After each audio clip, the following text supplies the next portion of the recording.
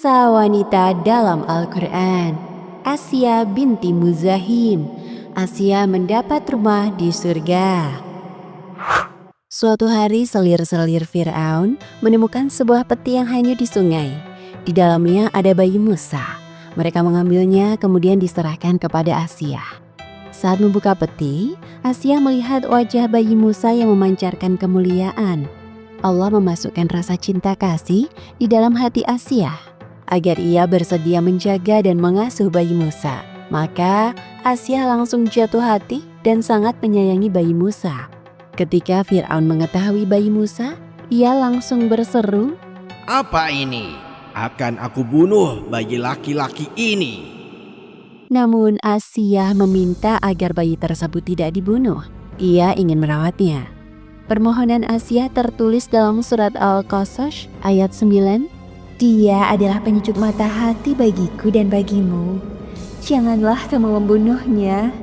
Mudah-mudahan dia bermanfaat kepada kita, atau kita ambil dia menjadi anak. Saat itu memang Asya dan Fir'aun tidak memiliki keturunan. Dengan hadirnya bayi Musa membuat Asya bahagia, berharap ia dapat mengangkatnya jadi anak. Namun Fir'aun tetap menolak. Anak itu hanyalah penyejuk hatimu, sedangkan aku tak membutuhkannya. Asya terus memohon agar bayi itu tidak dibunuh. Akhirnya Allah melimpahkan rasa kasih sayang di hati Fir'aun kepada Musa. Fir'aun pun luluh dengan permohonan Asya. Keluarga Fir'aun ingin menyusui bayi Musa, tetapi bayi Musa tidak mau, sehingga Asya dan orang-orang di sana dibuat bingung.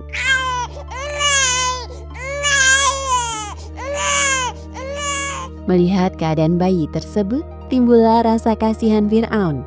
Maka ia memerintahkan para pesuruh istana mencari ibu susu untuk bayi Musa.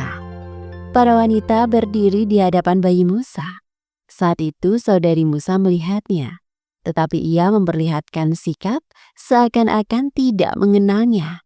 Berkatalah saudari Musa, "Maukah aku tunjukkan kepadamu keluarga yang akan memeliharanya untukmu? Dan mereka dapat berlaku baik kepadanya."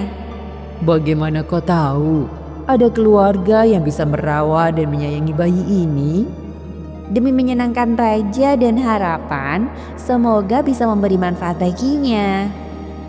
Sementara sejak menghanyutkan bayinya, Ibunda Musa tidak henti memikirkan keselamatan sang bayi. Sampai-sampai hampir saja ia menyatakan dan menanyakan tentang Musa secara terang-terangan. Hal itu akan mengakibatkan terbukanya rahasia tentang bayi Musa. Sebagaimana firman Allah dalam surat Al-Qasas ayat 10. Dan hati ibu Musa menjadi kosong. Sesungguhnya hampir saja ia menyatakannya rahasia tentang Musa. Seandainya tidak kami teguhkan hatinya, agar ia termasuk orang-orang yang beriman kepada janji Allah. Para pesuruh istana tadi lalu pergi bersama saudari Musa ke rumah ibu Musa. Kemudian sang ibu menggendong Musa dan menyusuinya. Bayi Musa langsung mau menyusu dengan kenyang. Seseorang kemudian menemui Asya untuk menyampaikan berita bahagia tersebut. Dipanggillah ibunda Musa ke kediamannya dan ia menawarkan agar ibunda Musa tinggal di istana bersamanya. Akan tetapi ibunda Musa menolaknya. "Saya mempunyai suami dan anak-anak. Maaf, saya tidak bisa tinggal di sini. Tapi biarkan bayi ini saya bawa." Asya tidak mengetahui bahwa wanita tersebut adalah ibu kandung Musa. Asya lalu mempersilahkan ibunda Musa membawanya. Ia juga memberikan gaji, pakaian, dan hadiah untuk ibunda Musa sebagai imbalan atas persusuannya. Akhirnya Musa kembali ke pangkuan ibunya. Allah Subhanahu wa Ta'ala telah menyatukan kembali mereka berdua. Asya mengizinkan ibunda Musa untuk mengasuh Musa hingga disapih. Setelah mencapai usia yang cukup, Musa kembali ke istana hingga balik. Asya pun mendidik Musa dengan baik. Suatu ketika Fir'aun menggendong Musa, tiba-tiba Musa yang kala itu masih anak-anak menarik janggut Fir'aun. Tarikannya tersebut terasa sangat kuat sehingga Fir'aun merasakannya sebagai ancaman. Ia pun hendak membunuh Musa. Asya mengkhawatirkan keselamatan Musa.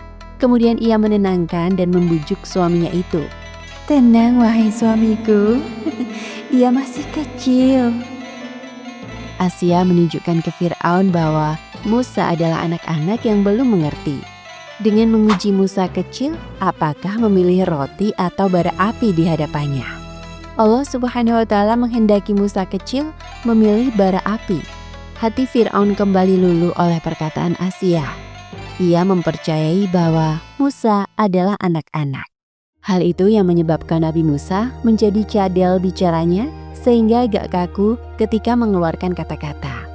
Akan tetapi, secara umum perkataan Nabi Musa dapat dipahami dengan baik oleh orang yang mendengarnya.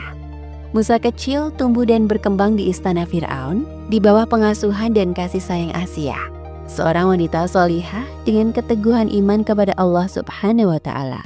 Bertahun-tahun Fir'aun menjadi suami Asia, tetapi ia tidak mengetahui bahwa Asia beriman kepada Allah Subhanahu wa Ta'ala. Suatu ketika iman Asia diketahui ketika keimanan seorang pembantu wanita Fir'aun terbongkar. Ia bernama Masyidah. Suatu hari Masyidah sedang menyisir rambut putri Fir'aun. Tiba-tiba sisirnya jatuh. Ia lalu mengambil sisir itu sambil berucap basmalah. Bismillah. Sang putri terkejut dan heran. Ia menanyakan maksud perkataan Masyidah. Setelah mengetahui bahwa Masyidah tidak bertuhankan Fir'aun, ia kemudian melaporkan hal itu kepada ayahnya.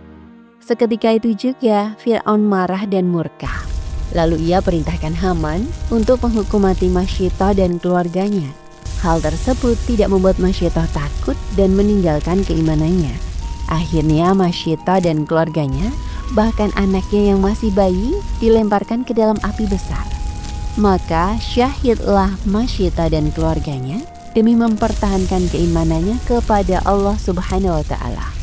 Mendengar tentang Fir'aun membunuh Masyidah beserta keluarganya hidup-hidup, Asia begitu marah kepada suaminya itu, lalu ia mencari Fir'aun.